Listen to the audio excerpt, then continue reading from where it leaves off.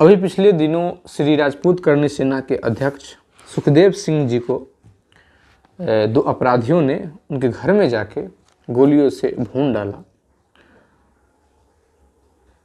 अभी बहुत प्रदर्शन चल रहा है, कोई लोग कुछ कह रहे हैं, कोई लोग कुछ कह रहे हैं, बहुत तरीके की इसमें बात निकल के सामने आ रहा है। लेकिन शायद सभी लोग को यह बात पता नहीं है कि ये जो अभी हत्या हुई है, इसका जो नींव है, इसका जो स्क्रिप्ट है, 6 साल पहले लिखा जा चुका था।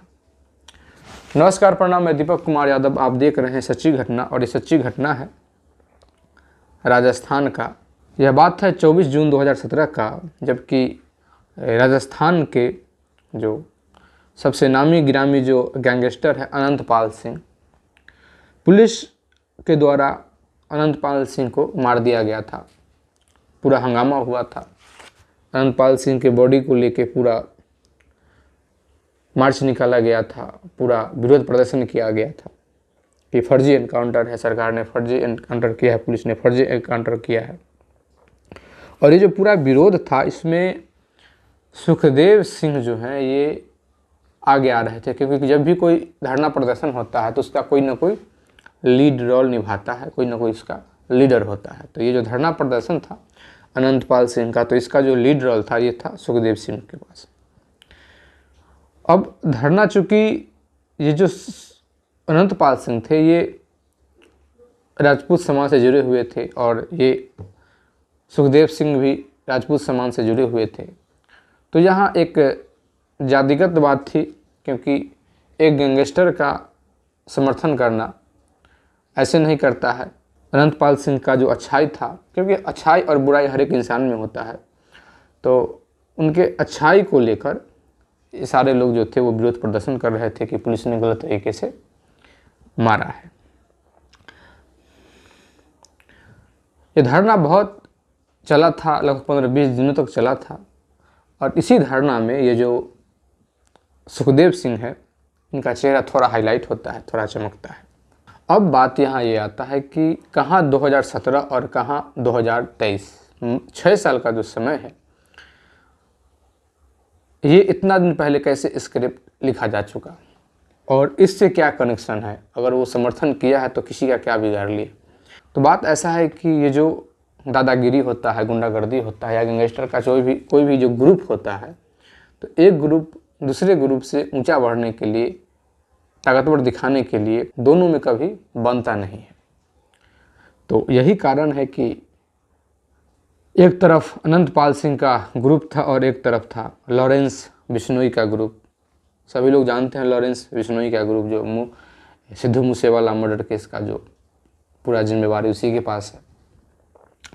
ये दो ग्रुप था, तो ये दोनों में अनबन चल रहा था, और कई किस्से भी आए हैं दोनों के बीच के अनबन का। जेल में भी अनबन हुआ है दोनों ग्रुप के बीच में। तो ये बात तो आई गई हो गई, बात थोड़ा पुराना हो गया। फिर ये जो सुखदेव सिंह है, ये करनी सेना से जुड़े, इनको अच्छा खासा पद मिला, लेकिन करनी सेना में विरोध होने के कारण, किसी प्रकार का विवाद होने के कारण, इन्होंने एक अलग अपना संगठन बनाया, श्री राजपूत करनी सेना, और उसका अध्यक्ष खुद बन गए।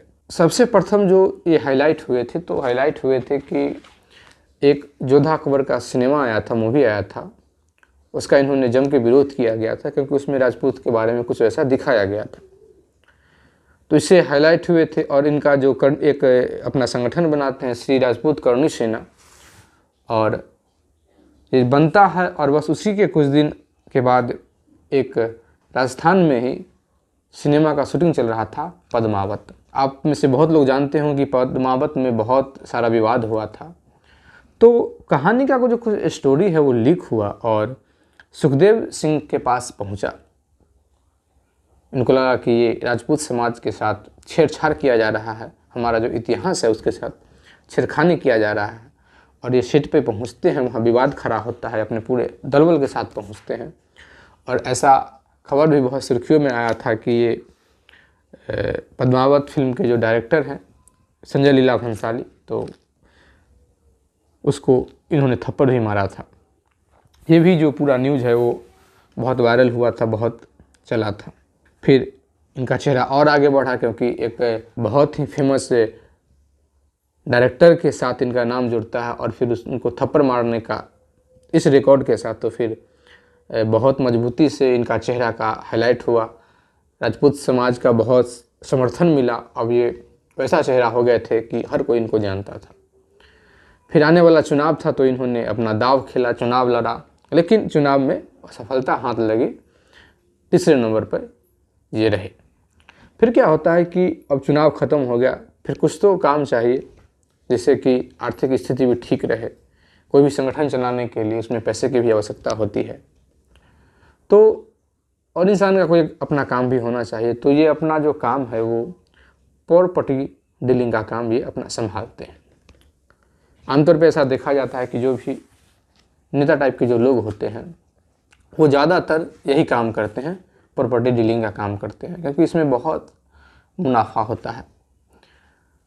मुनाफा के साथ साथ इसमें दुश्मनी भी बहुत ज़्यादा होता है। ये काम ही ऐसा है कि कोई विवादित ज़मीन है उसको अपने कब्जे में ले लेना, उसको दूसरे तरीके से अपने नाम करवा लेना, फिर उसको अच्छे रकम में बेचना। तो ये इसी टाइप के लोगों का काम होता है कि थोड़ा दबंग टाइप के आदमी है वही इस सब काम को संभालते हैं।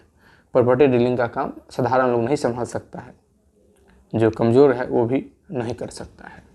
लेकिन यही प्रॉपर्टी डीलिंग के मामले में ये एक चीज़ का ध्यान रखते थे, एक चीज़ का पक्षपात करते थे कि अगर कोई भी ऐसा मसला हो जिसमें कि अगर एक और राजपूत समाज है और एक और कोई दूसरा समाज है तो ये राजपूत समाज का पक्ष लेते थे, क्योंकि ये बखूबी जानते थे कि हम जिस संगठन के अध्यक्ष हैं वो राजपूतों के बल है, राजपूत के नाम से है, तो मेरा दायित्व है कि मैं उनका साथ दूं, गलत हो या सही हो, लेकिन वो साथ देते थे अपने जात के लोगों को। ये खबर भी बहुत निकल के आया था कि ये पक्षपात करते हैं। अब क्या है कि उधर लॉरेंस बिश्नोई और अनंत पाल सिंह के बीच में दुश्मनी जो चल रहा था और उसके समर्थन में ये खड़ा हुए थे, तो फिर लॉरेंस बिश्नोई का जो ग्रुप है वो सुखदेव सिंह को टारगेट पर ले लेता है और फिर संपत लहरा को ये काम सौंप देता है, तुमको ठिकाना लगा देना है सुखदेव सिंह को और सलमान खान को। चूँकि सिद्धू मूसेवाला केस में ये जो संपत लहरा है ये अरेस्ट हो जाता है, सुखदेव सिंह के पास अलग अलग नंबरों से कॉल आने लगता है, अलग अलग दुबई के नंबरों से कॉल आने लगता है, पाकिस्तान के नंबरों से कॉल आने लगता है कि मैं तुम्हें ख़त्म कर दूंगा, मैं तुम्हें मार दूंगा, तुमने मेरे दुश्मनों का साथ दिया है तो मैं तुम्हें ख़त्म कर दूंगा।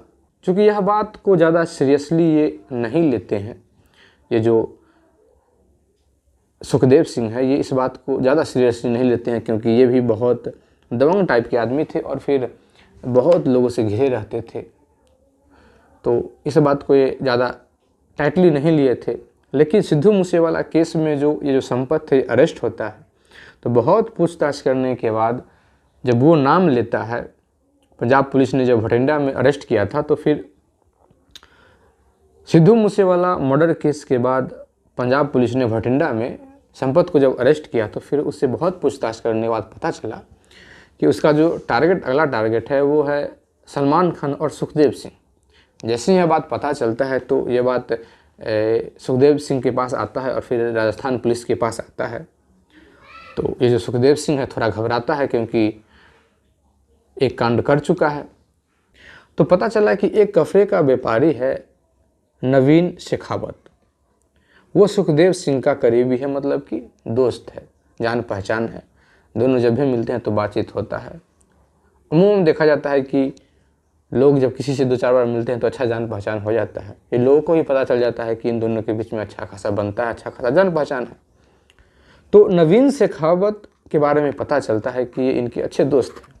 अब क्या है कि संपत आदमी को ढूंढने लगता है कि आखिर कौन ऐसा शूटर हो जो इसको ख़त्म करे और फिर वैसा ख़त्म करे कि बहुत नज़दीक से मारा जाए, ऐसा ना कि दूर से अगर निशाना लिया जाए कहीं फेल हो जाए, बचे ना। मिशन फेल नहीं होना चाहिए, मिशन सटीक जाना चाहिए। तो पूरा प्लानिंग था कि कोई नज़दीक जाके ऐसा कोई कांड करे आदमी खोजा जाने लगा कि किसको खोजा जाए, किसको खोजा जाए। फिर यह देखा जा रहा था कि आखिर सुखदेव सिंह का करीबी कौन है जो सुखदेव सिंह के पास जा सकता है, आसानी से चला जाए। तो पता चला कि नवीन शेखावत नाम का एक कपड़े का व्यापारी है। ये सुखदेव सिंह से इसका थोड़ा जान पहचान है, थोड़ा ज़्यादा ही जान पहचान है। दोनों आपस में कभी कभी मिलते भी हैं, बातचीत भी होता है, दोनों में अच्छा खासा बनता है। वो कपड़े का दुकानदार है, कपड़े का व्यापारी है। फिर 2 शूटर को सेट किया जाता है, नितिन फौजी और रोहित को। ये 2 शूटर को सेट किया जाता है। ये जो नितिन फौजी है ये छुट्टी में घर आया हुआ था, ये फौजी है। और एक और सेट किया जाता है रोहित को। फिर क्या है कि ये जो दोनों हैं ये नवीन शेखावत के दुकान पे जाते हैं, उनसे दोस्ती करते हैं, उनसे जान पहचान बढ़ाते हैं, सुखदेव सिंह के बारे में पूछते हैं, क्योंकि उनको पूरा पता था कि नवीन शेखावत के कज़न का शादी है। तो इस तरीके से वो बात कर रहे थे कि कार्ड देने जब भी वो जाएं तो वो साथ में हम दोनों को ले जाएं। और इस तरीके से बात करते थे कि हम दोनों उनके बहुत बड़े फ़ैन हैं, क्योंकि जाहिर सी बात है कि बहुत बड़ा चेहरा बन गए थे। तो चेहरा बनने के कारण फैन फॉलोइंग्स होना बहुत आम बात है। तो इसी कारण है कि इस बात पे किसी को शक नहीं होता। ये जो नवीन शेखावत है इनको शक नहीं होता है, और चूँकि जानते ही थे कि उनके पास 3 बॉडीगार्ड है। फिर क्या होता है कि वही कार्ड देने के लिए नवीन शेखावत और साथ में नितिन फौजी और रोहित जो है साथ में चला जाता है। अब क्या है कि जो नवीन शेखावत है ये अपने स्कॉर्पियो से जाते हैं और उतरते हैं उनके दरवाज़ा के सामने, सुखदेव जी के दरवाज़ा के सामने। फिर जो गार्ड है वो देख के अंदर कहता है कि नवीन जी आए हुए हैं। तो कहता है कि ठीक है, वो तो अपने आदमी, उनको बुला लो। तो पहले क्या है कि ये जो नवीन है ये अंदर जाते हैं, नवीन शेखावत, दोनों में थोड़ा बातचीत होता है। फिर ये कहते हैं कि 2 लड़का है वो आपसे मिलना चाहता है बहुत, मैं उसको साथ लेके आया हूँ, बहुत रिक्वेस्ट कर रहा है आपसे मिलने के लिए, आपका फ़ैन है वो। तो ये जो सुखदेव सिंह है ये कहते हैं कि आपका जानकार है तो कोई बात नहीं, आप बिल्कुल उसे बुला लीजिए। फिर क्या है कि वो दोनों को बुलाया जाता है, प्रेम से पानी वानी पिया जाता है, 10 मिनट तक बात होता है। इतने में सुखदेव सिंह के पास एक फ़ोन कॉल आता है, वो अपना मोबाइल देखने लगते हैं। और यही बीच की दोनों खड़ा होता है और सीने में गोली दाग देता है। फिर सटता है और फिर सर में गोली दाग देता है सट के, ताकि बचने का कोई चांस ना हो। बॉडीगार्ड कुछ करता उससे पहले बॉडीगार्ड को भी एक गोली मार दिया जाता है। फिर लौटते समय, बाहर निकलते समय जो नवीन शेखावत है इनको भी एक गोली मार दिया जाता है। टोटल 17 राउंड उसमें गोली फायर किया गया। दोनों बाहर निकलते हैं, एक गाड़ी को रोकते हैं फायरिंग करके, वहाँ से आगे निकलते हैं। फिर एक स्कूटर को फायरिंग करके उसको मार पीट के स्कूटर लेके वहाँ से निकलते हैं और फिर वहाँ से गायब हो जाते हैं। पुलिस का यह दावा है कि उसने नितिन फौजी को गिरफ्तार कर लिया है। एक जो रोहित है वो फरार है। अभी भी बहुत कड़िया खुलना बाकी है इसमें कि आखिर क्या उसमें सत्य निकलता है और क्या इसमें, क्योंकि एक जो लॉरेंस बिश्नोई का जो टीम है, ग्रुप है, उसने पूरा जिम्मेवारी ले लिया है, सोशल मीडिया पे अपलोड कर दिया है कि मैं इस मर्डर का पूरा जिम्मेवारी लेता हूं।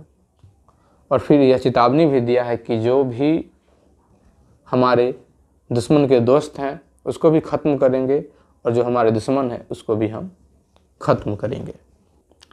अब इस कहानी में अब क्या कहा जाए, क्योंकि जब सोशल मीडिया पे अपलोड किया जा रहा है, पहले मारा गया उसको भी अपडेट किया जा रहा है, आगे मारेंगे उसको भी अपडेट किया जा रहा है,